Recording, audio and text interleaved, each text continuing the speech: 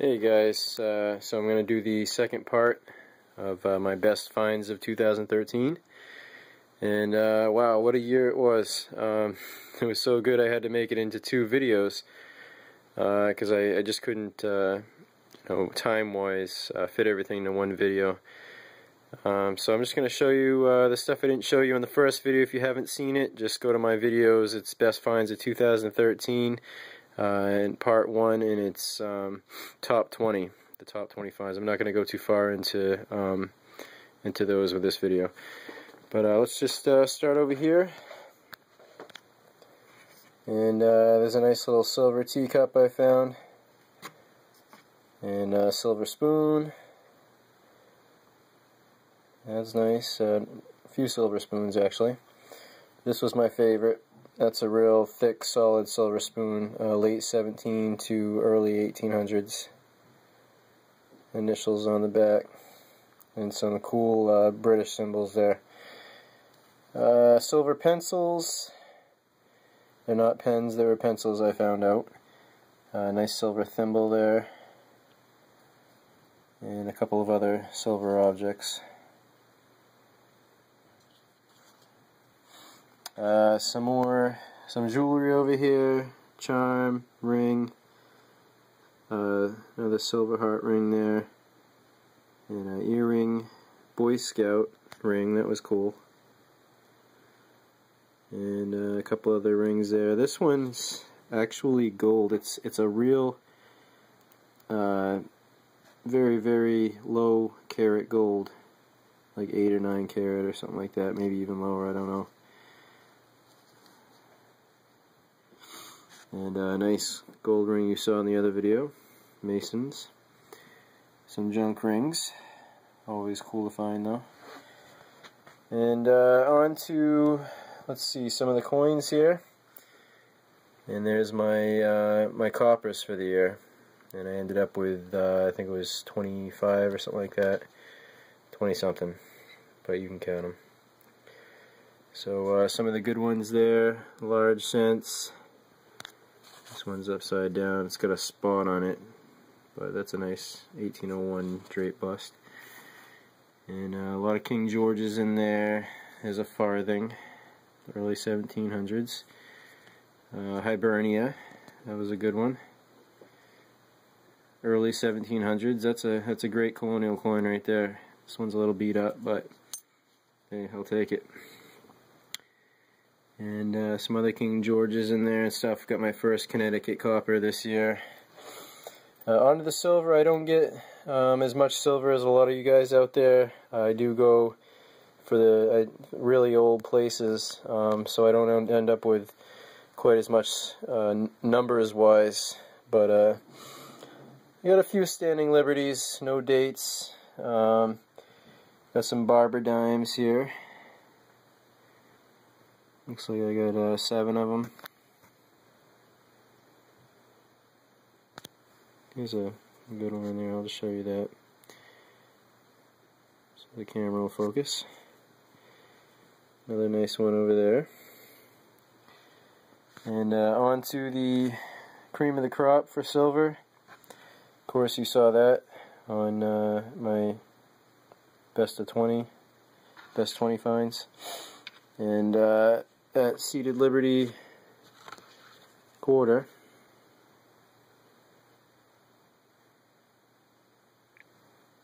Come on. Hate wasting time with focus, but nice Barber quarter there, 1900. And seated dime, 1859. A Trime, 3-cent piece. That one's 1852.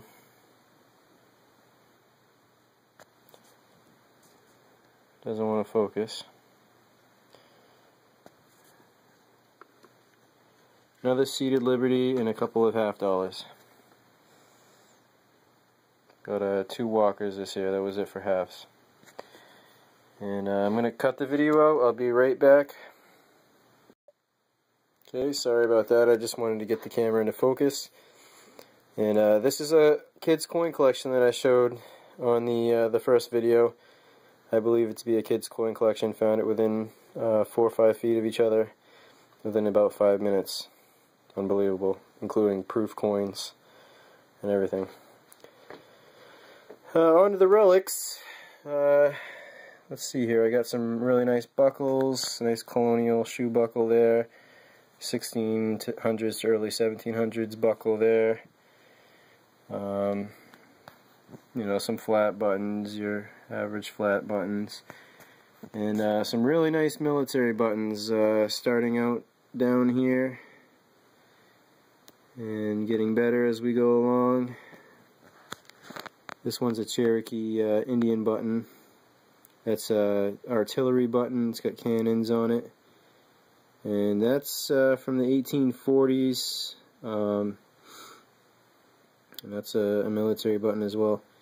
This is a Revolutionary War Navy button. I actually have 2 of those. That's a Maine militia button, 1820s, 20s, 30s. That's that script I button that I found,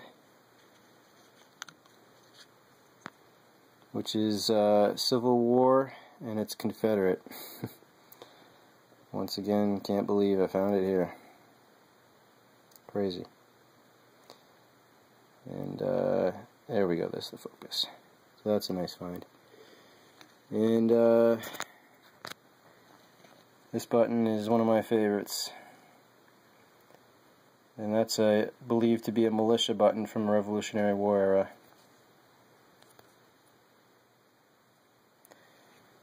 And also one of my favorites ever.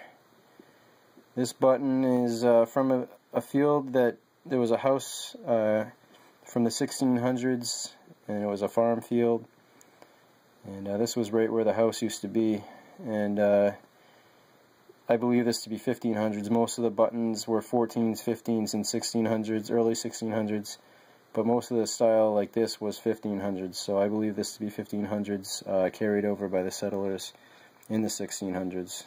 So I believe it to be dropped in the 1600s. Anyways, well, let's go on to the other coins here.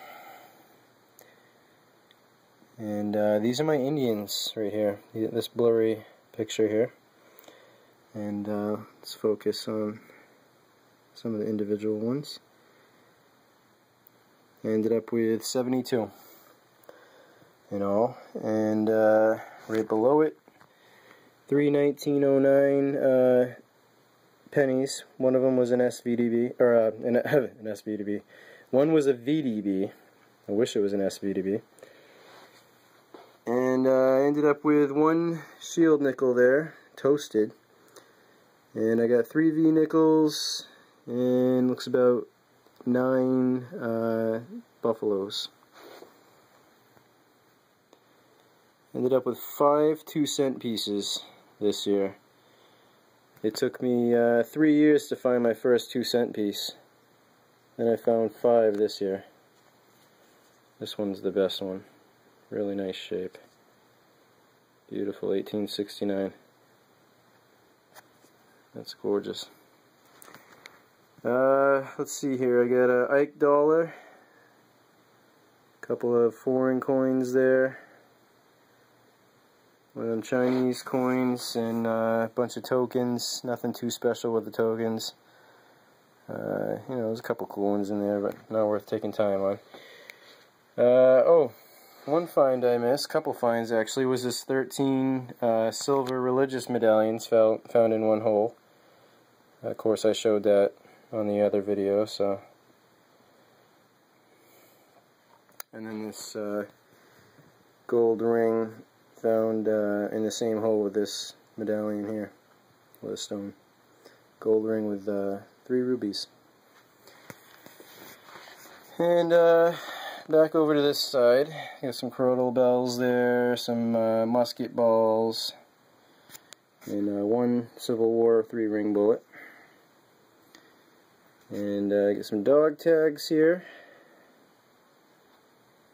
The oldest is from the 20s or something like that. And let's see, this is cool, a little teacup golf club. Kind of neat. Eagle hanger thing. Couple of army guys.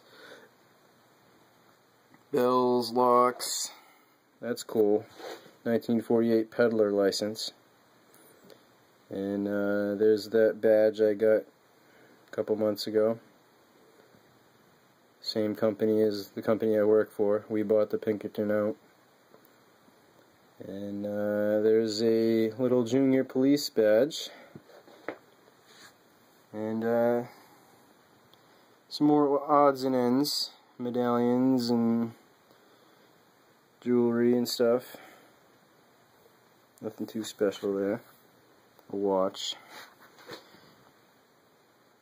Nice cherub buckle there.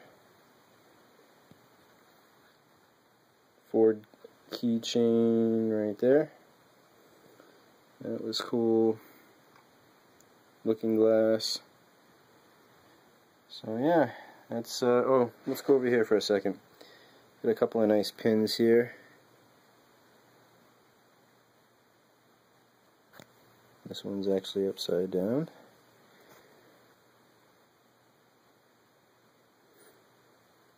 That was cool. And then the Boy Scout pin there. Little vintage jewelry there.